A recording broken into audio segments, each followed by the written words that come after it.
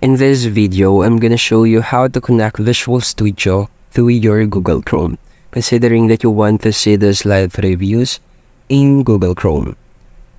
First step is you need to click the settings icon that you can see in the bottom left corner of the screen. After clicking this, let's close this first. Then after clicking this, you will see the settings tab. I want you to click the settings, and here in the search bar, you have to type in live server. After typing in live server, you will see this live server, the settings, or setting your custom browser for the live preview or the live server. Click the null drop down here and then find Chrome. As you can see, this is the Chrome. Click the Chrome here. And as you can see, we have set up the custom browser as Chrome for our live server.